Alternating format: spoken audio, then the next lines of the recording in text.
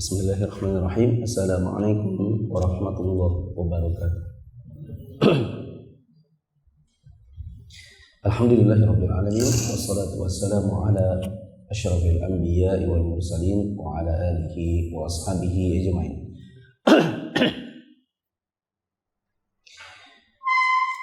Pada subuh hari ini saya nggak bisa lama karena ada acara jam 6:30. Jadi mungkin kita sampai jam 6. Di buku yang kita biasa kaji ada bab yang kelima, babun fi ahkamit tasarrufi fil mabi'i qabla qabdihi wal iqalah. Bab tentang hukum yang berkenaan dengan boleh tidaknya seseorang yang jual beli atau beli sesuatu belum diterima barangnya tapi sudah dijual kembali barang itu. Ada di dalam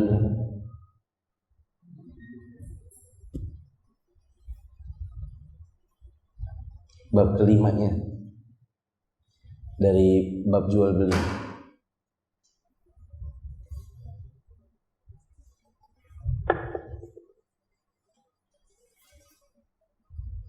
Bab kelima dari bab jual beli.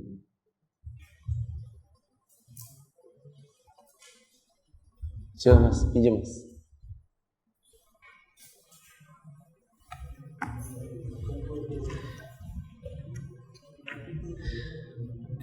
Nih halaman, kalau di sini halaman 41. Hukum-hukum melakukan transaksi terhadap barang yang dibeli sebelum diterima. Kalau di buku merah orang berapa? Sini Pak Tamar, tak carikan. Hah? Halaman 41 untuk buku biru, untuk buku merah. Pak Tamar, dapat? Coba.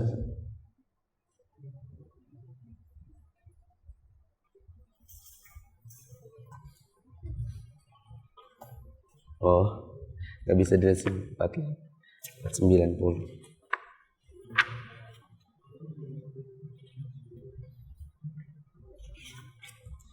Jual beli terlarang. Dan secara jual beli ya.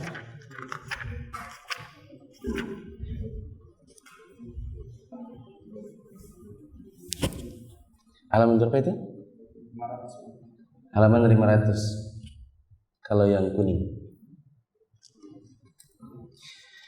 Bolehkah kita habis beli sesuatu, barangnya belum diterima tapi sudah dijual lagi? Ini kan zaman yang begitu ya, jual beli online. Banyak orang itu yang sebenarnya dia bukan pemilik barang, dia bilang namanya dropshipper. Dia bilang, oh saya memang nggak punya barang, atau malah dia nggak ngomong sama sekali lah. Intinya dia pasang toko di Tokopedia, di Shopee atau di mana, dia pasang foto-foto, kasih gambar, kasih harga. Kalau ada orang beli baru dia carikan barangnya. Udah gitu barang langsung dikirim, dia nggak terima sama sekali. Dia juga nyari ya ke orang lain, pesan ini kirim ke sana. Itu barang dia belum terima. Itu ada yang boleh, ada yang tidak boleh. Ada yang boleh, ada yang tidak boleh. Jadi kita harus tahu agar kita jangan sampai melakukan yang tidak boleh. Coba dibaca ya.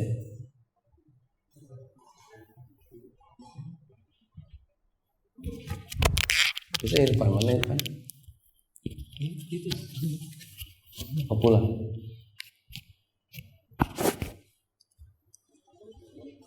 Bismillah, berkata penulis hafizahullah ta'ala, bab tentang hukum-hukum melakukan transaksi terhadap barang yang dibeli sebelum diterima dan hukum iqalah.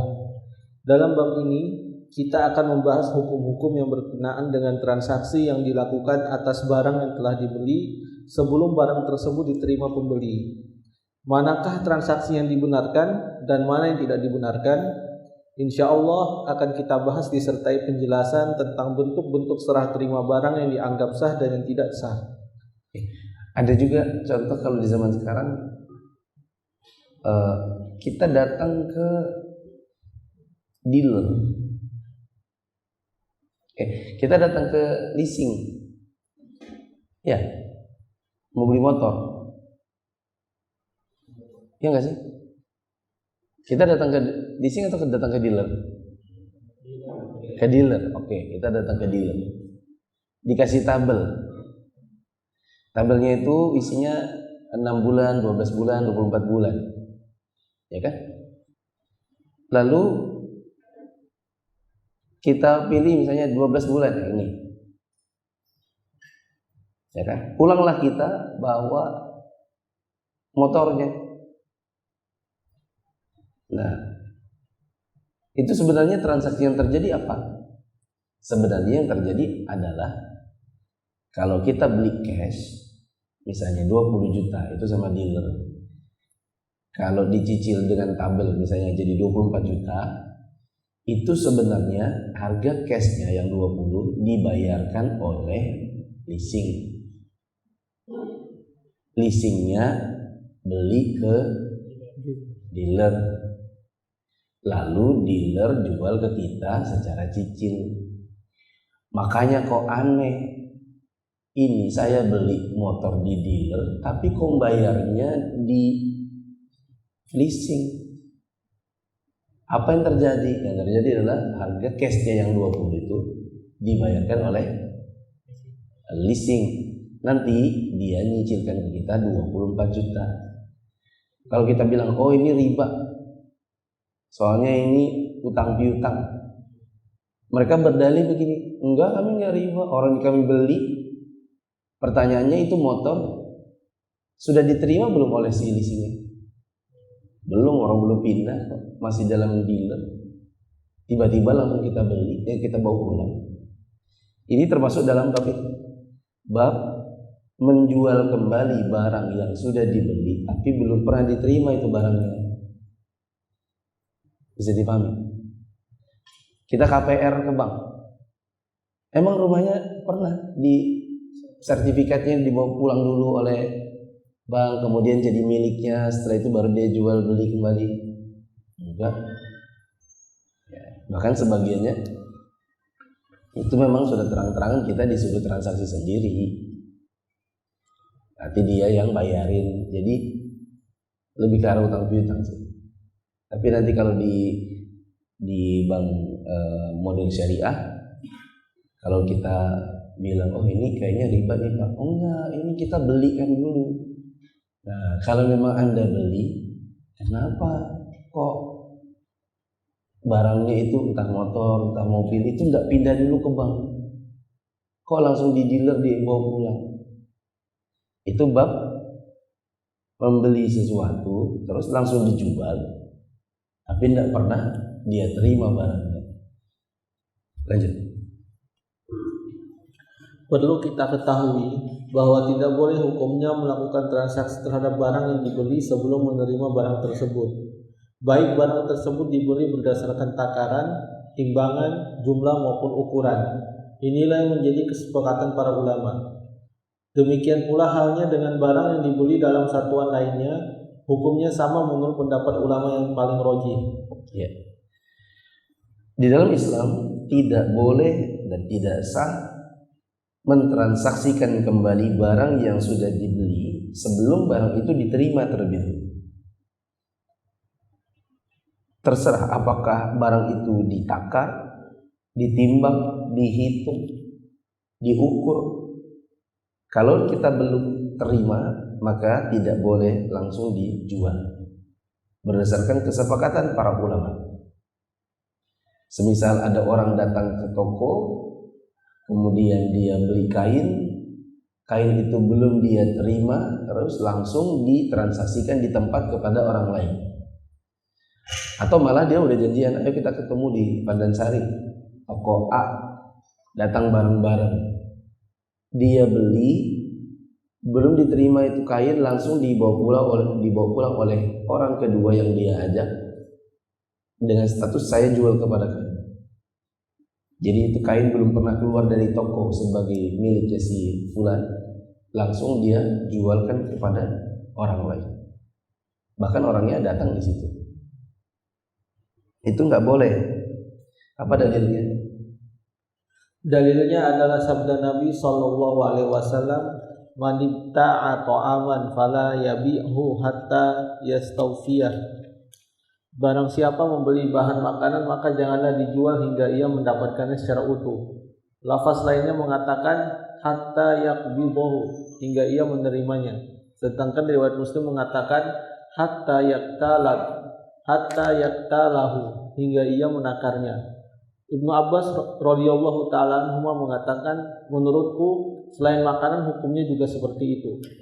Bahkan ada riwayat yang dengan tegas mengatakan hal tersebut, sebagaimana yang diriwayatkan oleh Imam Ahmad berikut, "Idza ishtaraita syai'an fala tabi'hu hatta taqbidahu."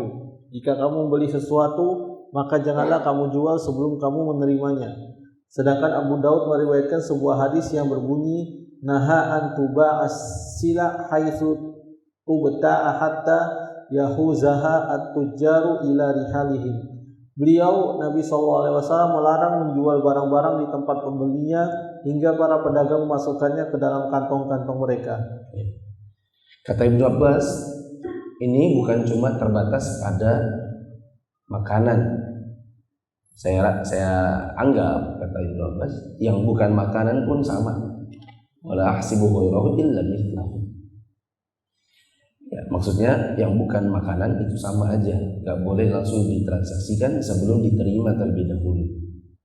Bahkan dalam riwayat Imam Ahmad ini lebih tegas lagi karena bukan cuma pakai kata makanan tapi apapun. Idza ishtaraita syai'an, jika kamu beli sesuatu apapun, fala tabi'hu hatta taqbidahu, maka jangan kamu langsung jual sebelum kamu terima terlebih dahulu. Nabi SAW melarang untuk ditransaksikan kembali sebuah barang sebelum para pembelinya tadi atau para pedagang itu pindahkan dulu ke alat angkut yang mereka baru kemudian mereka jual. Nah, lanjut. Syekhul Islam Ibnu Taimiyah rahimahullah dan muridnya Ibnu Qayyim rahimahullah mengatakan alasan dilarangnya menjual barang sebelum berada di tangan adalah karena pembeli tidak mampu menerima barang tersebut. Sebab penjual yang pertama mungkin menyerahkannya dan mungkin juga tidak. Apalagi jika penjual tersebut mengetahui bahwa pembeli mendapat untung besar dari barang tersebut, ia akan berusaha untuk menggagalkan jual beli semula, baik dengan mengingkari terjadinya jual beli tersebut atau membuat trik-trik agar jual belinya dibatalkan. Hal ini dikuatkan dengan adanya larangan untuk mengambil untung dari barang yang belum menjadi tanggung jawabnya. Ini diantara sebab kenapa dilarang, atau diantara hikmah kenapa kita dilarang jual beli yang seperti itu, yang belum diterima sudah dijual lagi. Kata penulis atau kata Syekhul Islam Ibnu Taimiyah, lianna al-bai'a qad yusallimuhu wa qad la yusallimuhu. Kadang-kadang penjual yang asli bisa saja dia menyerahkan barang itu, bisa saja tidak. Gimana ya? Beli apa ya kalau di realita kita? Ini 3 orang ya. Penjual asli yang hitam, pembeli yang sekaligus penjual yang biru. Ini pembeli 3, pembeli belakang. Ini misalnya jual emas lah. Semoga contohnya nggak salah, karena saya belum pernah pikirkan contohnya. Ini jual emas. Datanglah 2 orang, biru sama merah. Katanya biru, hitam. Ada emas yang gini. Oh ada, oke aku beli ya. Harganya berapa? Sekian. Nah uangnya. Nanti kasih yang merah ini ya. Kalau dia sudah datang barangnya. Ya, nanti kuambilkan dulu di gudang kah di mana kah. Yang biru sama merah transaksi. Merah kujual sekarang emas yang tadi sudah kubeli. Harganya aku jual, misalnya tadi belinya 3 juta, sekarang aku jual kepada kamu 5 juta. Paham ya? Hah? Oke. Nah, itu kan masih diambilkan di rumahnya, masih atau kan di gudangnya. Kamu tunggu aja di sini dulu, aku pergi. Pergilah si biru, ya kan? Pergi si biru dalam keadaan dia tadi sudah beli ke hitam, langsung dijual kepada si merah dan dia belum pernah terima itu barang. Ya tidak? Nah ternyata setelah dia pergi, baru yang hitam ini cari-cari pulang, baru ternyata nggak ada. Rupanya dia tadi entah nggak ketemu, entah memang dia itu ngarang, memang nggak ada kalau bilang ada, supaya orang beli. Ya itu tidak. Kadang-kadang kan penjual gitu, oh ada, padahal nggak ada. Ya kan, baru nanti sudah kita lama nunggu baru bilang nggak ada. Adanya yang ini, nah ini justru ini bagus juga kok. Gitu. Saya pernah begitu di Jeddah. Ya, saya kan ada jual parfum, saya namain Full Secret, ya kan. Cari-cari di Mekah, Madinah waktu itu nggak ketemu, ketemunya di Jeddah. Lama saya putar-putar itu di Kornis. Ketemu, ada. Nunggu 10 menit, 15 menit. Sementara kan kita mampir di Kornis hanya sebentar. Ya, nanti 10 menit balik gimana? Nggak ada mudir, ternyata adanya yang ini. Kalau tahu bilang nggak ada, bilang aja nggak ada dari tadi. Lamanya aku tunggu. Ini tapi ini bagus juga. Enggak, saya nggak mau kalau nggak yang ini. Cari lagi. Rata-rata itu penjual yang saya tanya ada, gitu. Nanti di mana dia ambil? Dia ambil di gudang sebelah. Dia pergi lagi naik taksi atau naik mobil, baru dia datang. Kadang sampai di sana nggak ada, kan begitu. Nah, anggaplah si hitam ini modelnya kayak gitu orangnya. Oh ada. Belakangan setelah ditunggu lama oleh si merah, nggak ada, adanya yang gini yang gitu. Atau ada, tapi bukan itu barangnya. Ini ya barangnya. Kayak gini kah? Iya kayak gini. 5 juta cuma kayak gini kan? Dalam hati ya. Masa yang ini iya, tadi yang itu biru itu sudah yang dia pesan, ya kan? Gara-gara ini nggak pernah, si biru ini nggak pernah terima barangnya. Akhirnya kelahi apa? Kelahi merah sama hitam, ya kan? Kamu bukan itu, kelahi, tengkar mulut. Mana panggil si biru, ya kan? Belakang kalau dia datang, tengkar sama yang ini, tengkar sama yang ini. Ya, itu akibat dari memang barang tidak pernah diterima, langsung diserah terimakan, langsung diperjualbelikan. Di sini disebutkan wala siyama idza ra'a al-mushtari qad rabah. Ya. Dan bisa jadi si penjual itu jadi jengkel manakala dia tahu ternyata si biru tadi itu dapat untung gede, gitu. Misalnya nih, biru udah pergi, ya kan? Dia nggak pernah terima tuh barang. Si hitam nanya, ini nah barangnya, ini kan? Oh iya, sesuai barangnya. Iya. Isenglah si hitam nanya, memangnya biru jual sama kamu berapa? 5 juta. Gitu kan? Jengkel dia. Aku kemarin ngasih dia harga 2 juta aja. Besaran dia untungnya daripada untungku. Aku ngambil itu 1.500.000, aku jual sama dia 500.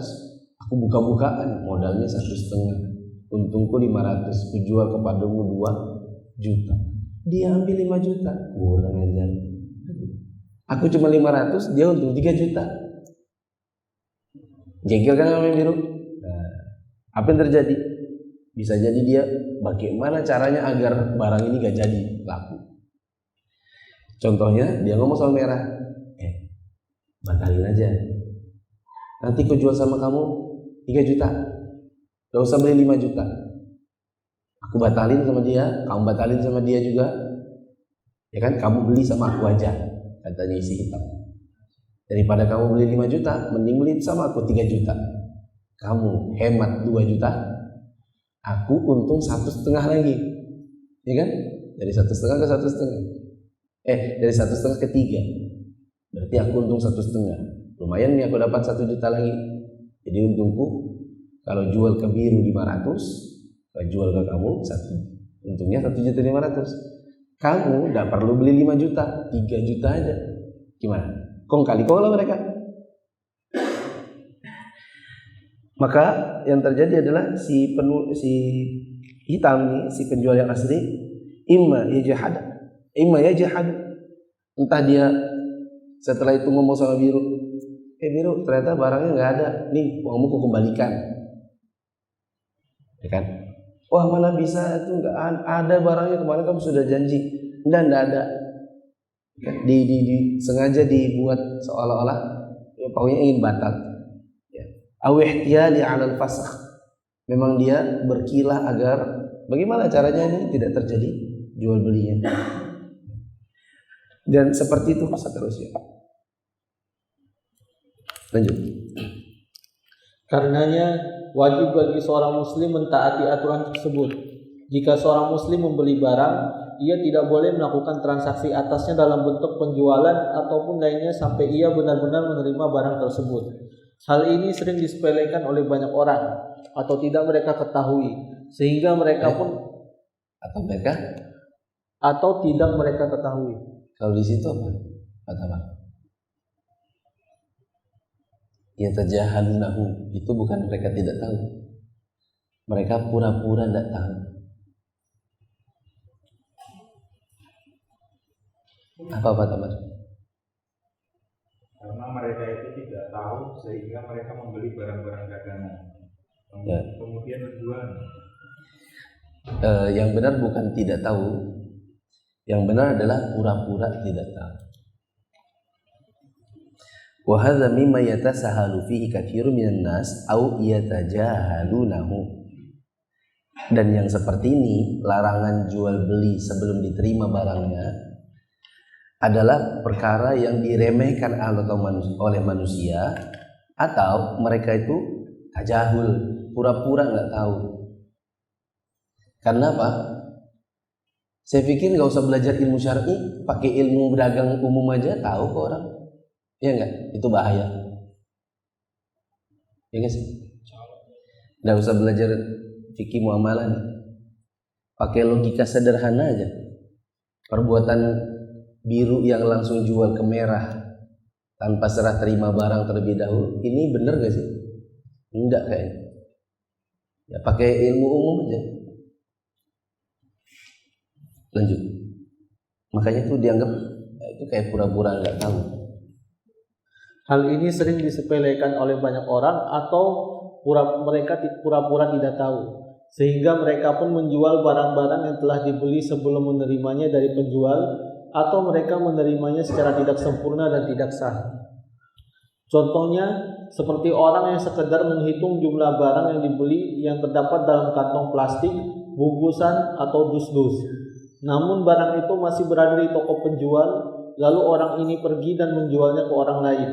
Tindakan semacam ini tidak dianggap sebagai serah terima yang sah, dan akibatnya transaksi yang dilakukan pembeli atas barang tadi pun tidak dibenarkan. Jika Anda bertanya, bagaimanakah kriteria serah terima barang yang sah hingga barang tersebut boleh dijual kembali? Jawabnya, serah terima suatu barang berbeda sesuai dengan jenisnya, sebab masing-masing jenis memiliki cara tersendiri yang sesuai. Mungkin ada yang bertanya, kalau begitu harus serah terima dulu ya, harus qabd. Iya, harus qabd. Qabd yang benar itu seperti apa? Maka di sini dijawab, qabd atau serah terima ini berbeda-beda tergantung barangnya. Ada barang yang bisa serah terima dengan cara bawa keluar dari toko. Ada barang yang cuma serah terima suratnya aja. Seperti serah terima jual beli emas, itu kan emasnya bisa dibawa keluar kan. Tapi kalau jual beli rumah, itu kan bukan rumahnya yang dibawa pergi. Tapi apanya? Suratnya. Begitu. Lanjut. Barang yang ditakar diterima secara sah dengan menakarnya. Barang yang ditimbang diterima dengan menimbangnya.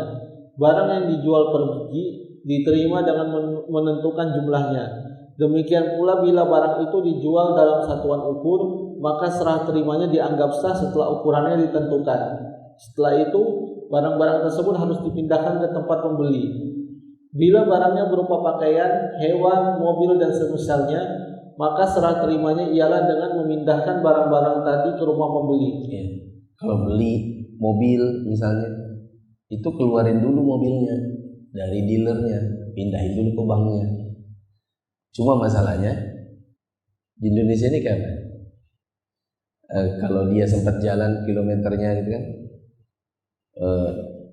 dealer ke bank 5 kilo, nggak jadi beli, balikin lagi, jadinya 10 kilo, ya kan? Akhirnya lama-lama kalau pindah, bisa nyampe 100 kilo. Harga mobilnya sudah nggak mobil baru, itu kan kalau di Indonesia langsung jatuh harganya. Apalagi bukan Toyota langsung jatuh harganya, dianggap mobil second. Nah itu yang dilakukan di Indonesia. Kalau di Arab Saudi, dealer dengan senang hati pindahin mana? Pindahin ke ini banknya, ke sini pindahin. Banknya juga senang, banknya juga mau. Begitu. Mereka betul-betul kalau memang mau transaksi namanya murabahah, itu barangnya beneran si mobil itu dipindahin dari dealer ke halaman parkir sih Pak. Terus? Tapi jika tidak mungkin dipindahkan dari tempatnya seperti rumah, tanah, dan buah yang masih ada di pohonnya, maka serah terimanya dianggap sah bila si pembeli diberi kebebasan untuk berbuat apa yang diinginkannya seperti layaknya pemilik barang. Dan bila yang dijual adalah tempat tinggal, maka serah terimanya dengan membuka pintu atau menyerahkan kunci-kuncinya kepada pembeli. Telah disebutkan beberapa hadis yang melarang terjadinya transaksi terhadap barang yang dibeli sebelum ada serah terima secara syar'i.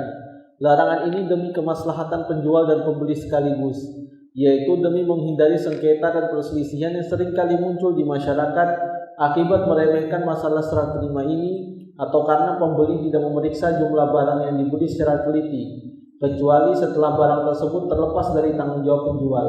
Masalah ini hendaknya diperhatikan dan diterapkan oleh setiap muslim dalam bermuamalah. Ya. Tadi ada kata kunci di situ. Soal tanggung jawab. Kalau tidak ada perpindahan terlebih dahulu ke ke pembeli yang pertama yang juga bertindak selaku penjual, nanti dikhawatirkan ada tanggung jawab yang hilang yang harusnya ada pada orang kedua. Contoh nih, ini dealer biru ini leasing, merah ini konsumen. Aslinya kan transaksinya leasing beli ke dealer, ya kan? Leasing tak pernah hadir waktu serah terima motor. Konsumen yang langsung datang ke dealer, dia bawa pulang motor, ya kan? Iya atau enggak? Ya. Keluarlah dia bawa motor. Ini motor baru diturunkan oleh si dealer. Saya lagi bayangkan dealernya itu Yamaha yang di Karangjati, yang ada di atas itu. Dia turun tangga sama, jadi ke jalan raya itu agak miring, ya kan? Waktu si motornya lagi diturunkan, tiba-tiba disambar truk, cus, hancur, nggak ada sisanya tuh pokoknya motornya, nggak ada ceritanya reparasi, pokoknya hancur, ya kan? Pertanyaannya, siapa yang tanggung jawab? Atau saya ringkas saja, mungkinkah leasing bertanggung jawab? Enggak. Ya, dibilang apa? Loh, mana aku tahu, kan sudah aku bayar ke dealer. gitu. Oh ini kan kata si dealer, tadi tuh saya cuma bantuin aja karena ini ibu-ibu yang beli. Karena ibu-ibu yang beli, dia tidak bisa turunkan sendiri. Ini kan tinggi nih dealernya ke jalan raya. Saya bantulah. Masa orang bantu disuruh ganti? Lo bantuin doang. Itu kecelakaan. Ya kan? Si mobilnya misalnya anggaplah saya juga diseruduk. Atau bagaimana ceritanya? Itu ada anak-anak tadi mau nyebrang, jadinya saya belok, saya nabrak motornya. Ini si yang biru ini dia tidak akan pernah mau tanggung jawab karena dia merasa saya sudah beli dan sudah saya jual gitu. Coba dia hadir, ya kan, dia serah terima dulu itu motor, udah nyampe jalan raya baru dibawa pergi sama ibunya. Nanti akan lebih kelihatan adil dalam pembagian rugi. Apakah itu tanggung jawabnya dealer atau kita tanggung jawabnya leasing, ataukah itu tanggung jawabnya si ibunya? Ya, kalau yang seharusnya ini transaksi dulu kan, dealer sama leasing transaksi dulu, motornya keluarin dulu, ya enggak? Keluarin dulu, pergi kemana? Ke halamannya si leasing, baru ibunya datang ke leasingnya. Nanti kalau diseruduknya depannya leasing, baru itu tanggung jawab ibunya. Ya sudah. Ya. Gitulah. Lanjut. Dewasa ini banyak orang yang menyepelekan masalah serah terima barang dan mengadakan transaksi sebelum ada serah terima barang. Dengan begitu mereka telah melanggar larangan Rasulullah SAW dan akibatnya terjerumus dalam sengketa dan perselisihan, atau menyesal ketika mengetahui kondisi barang yang sebenarnya setelah mereka berada dalam posisi yang sulit, hingga tidak ada jalan lain bagi mereka untuk keluar dari kesulitan tersebut kecuali lewat dakwaan dan tuntutan ke pengadilan. Ya, ujung-ujungnya polisi. Saya dulu pernah punya teman di kantor. Ibu itu ngomong, "Mas, aku mau tanya, Mas.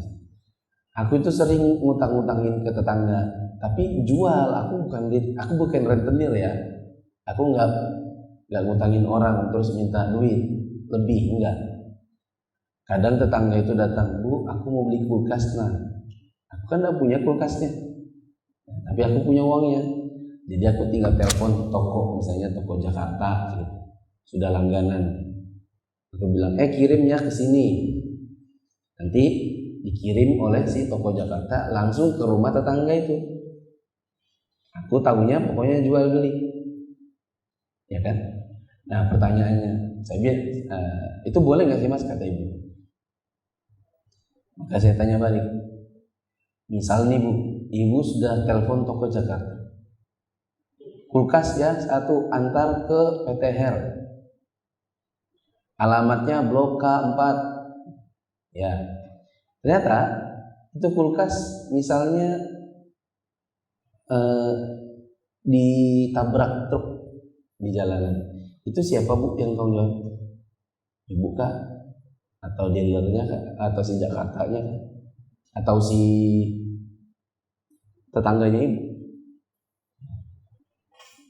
Dia bilang, ya tetanggaku. Nah, berarti ibu lari dari tanggung jawab dong. Ya kan memang gitu, ya memang itu dari salah. Harusnya ibu yang tanggung jawab. Caranya pindahin dulu ke rumahnya ibu, ya, baru nanti diantar ke tetangganya. Kalaupun tidak begitu, paling tidak ibu ngomong sama tetangganya dan ngomong juga sama Jakartanya, bukan aku yang beli ini tetangga, ya, dan aku jual ke dia. Aku jadikan agen ya. Nah, itu nanti terbuka tuh cara yang kita nggak perlu serah terima barang tapi tetap sah. Ya, ada 3 caranya. Tapi nanti jadi. Nah, saya udah gelisah nih, jam 6 masih di sini. Lanjut. Demikian keadaan setiap orang yang menyelisih perintah Rasul SAW. Ia pasti akan menyesal dan menghadapi kesulitan. Hukum iqalah. Di antara hal-hal yang dianjurkan Rasulullah SAW adalah iqalah, yaitu permintaan salah satu. Ini nanti aja. Iqalah bab baru, udah beda lagi. Yang tadi aja dulu, ada pertanyaan?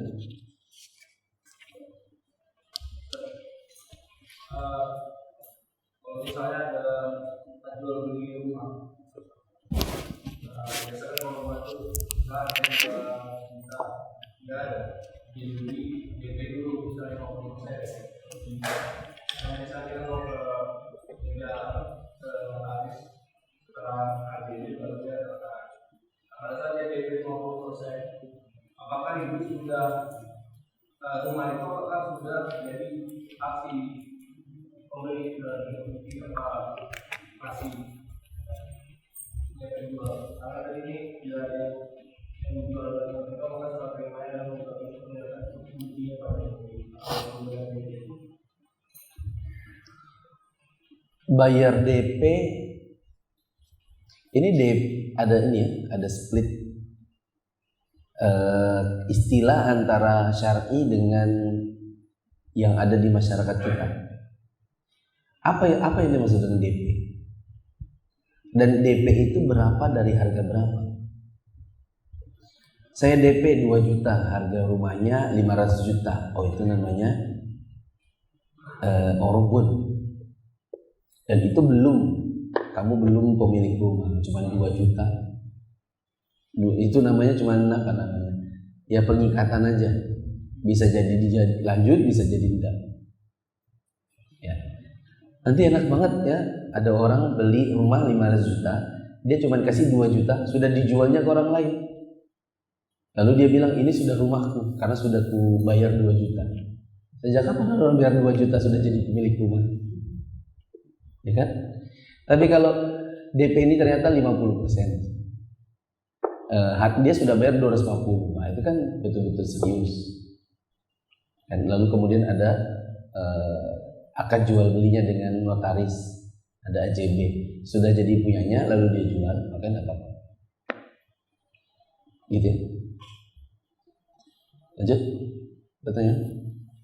Kalau terjadi pelanggaran jual beli tadi itu hukumnya haram perbuatannya atau jadi riba? Bisa jadi riba, kayak di leasing itu riba. Karena aslinya itu jual beli akal-akalan aja. Yang terjadi itu bukan jual beli. Yang terjadi adalah leasing menghutangi konsumen sebanyak 20 juta dan harus bayar 24 juta. Itu sebenarnya yang terjadi. Pusing. Kok kayak nggak terima gitu jadi? Ya kayak gitu. Kalau leasing iya, riba. Yang lain. Tadi kan dilarang kalau jual beli sebelum dipindah terus kita jual. Tapi kita jual sama-sama riba juga orang. Tapi cuma masalah barangnya belum dipindah. Iya bisa jadi jatuh riba. Karena kata-kata sama-sama ridho, ya memang riba itu dalilnya selalu soal sama-sama ridho. Masih belum terima. Ya intinya gitu. Intinya itu dilarang. Dalam sebagian kasus bisa kita bilang itu riba. Sebagaimana kalau bilang memang akad aslinya adalah niatnya utang piutang. Ada yang niatnya itu bukan utang piutang, benar-benar murni jual beli, gitu. Kayak teman saya yang ibu-ibu itu kan maunya dia itu nggak utang piutang, dia nggak mau dibilang rekening, ya kan? Beneran jual beli dan beneran duitnya dia kasih duluan ke sana, ke tokonya. Berarti dia anggap dan itu dianggap sudah punyanya, terus langsung dikirim ke orang lain yang beli. Apakah itu jadi statusnya apa jadi? Ya mungkin dia maksudnya jual beli, cuma ya dia nggak tahu bahwa itu adalah jual beli yang terlarang. Ya. Karena dia maunya menghindari riba kan, tidak mau dibilang rentenir. Bahkan nanti ada jual beli yang sah. Seperti tadi saya sudah kasih kuncinya satu. Kuncinya adalah kita tidak punya barang, tapi kita bertindak sebagai agen. Itu boleh. Kita nggak pernah terima itu barangnya. Contoh, saya di kantor ada jual buku. Kalau orangnya belinya di Jabodetabek, maka kita jual, tapi bukunya nggak pernah datang ke Balikpapan. Nanti kan ongkirnya yang sayang. Bukunya harga 25.000, ongkirnya ke sini 29.000, balik lagi 29.000, baru kita kan repot dan banyak biaya. Maka kita ngomong duluan sama distributor besar. Untuk yang ini statusnya jadi kayak agen ya. Kalau ada pembelian di Jawa, kita nggak usah dikirim ke sini lagi. Antum langsung kirim ke sana. Dan sudah sama-sama tahu. Jadi si penjual tahu bahwa kita adalah agennya. Bahkan dia tahu berapa untungnya. Tadi kan disebutkan Ibnu Taimiyah, salah satu yang jadi masalah itu adalah kalau ternyata penjual asli tahu bahwa Anda ambil untung besar, sementara dia cuma dapat untung kecil, dan itu membuat hatinya dongkol, jengkel, cemburu. Tapi kalau kita sudah ngomong saya agennya, kan dia sudah tahu tuh. Dia nggak akan dongkol. Masa iya distributor dongkol sama agen? Bahkan dia yang ya udah kamu agenku. Kan nggak gitu. Ya, kecuali misalnya agen tapi melanggar kesepakatan. Misalnya disepakati harga maksimal sekian, nggak boleh lebih. Dia jual lebih, itu beda lagi ceritanya. Oke. Jadi catatan, tidak terima barang itu tidak mesti haram. Makanya tadi disebutkan di awal-awal ada yang boleh, ada yang tidak boleh, ya kan? Semoga sudah puas. Masih ada pertanyaan? Satu lagi nih. Masih ada berapa? Ada satu aja. Misalnya kita beli barang di Jakarta. Ini Jakarta atau toko Jakarta? Di Jakarta. Ya, saya bisa dikirim lewat kargo dari perjalanan. Misalnya pelanggan banyak, apakah ada nggak? Oh ada, tapi masih jalan. Terus dia bilang saya beli aja ya, kalau ada langsung saya kirim ke rumah. Langsung beli itu masuk barang nggak? Karena belum nyangkut kita. Barangnya masih di kargo. Aku ambil aja ya barangnya. Coba apa barangnya? Ya, aku kurma sekarang. Apa? Kurma. Kurma. Iya. Ini ada kalau ada tapi sudah mungkin sedang masuk. Kalau itu saya beli ya, saya masukin ke rumah aja. Langsung bayar. Terus berarti kargonya belok, nggak nyampe ke toko? Pas dikirim ke toko, nanti saya kirimkan ke pelanggan. Cuma saya jual belinya, belum saya kirim barangnya. Oh, enggak masalah. Kan nanti antum terima dulu kan? Ya. Pas ternyata sampai di antum barangnya rusak gimana? Ya kan antum ngomong. Ternyata barangnya rusak. Nggak jadi nih uangnya balikin. Atau kalau mau nggak dibalikin nanti tunggu 10 hari lagi datang barang baru. Nggak apa-apa. Boleh dong. Subhanakallahumma wa bihamdika asyhadu an la ilaha illa anta astaghfiruka wa atubu ilaik. Wassalamualaikum warahmatullahi wabarakatuh.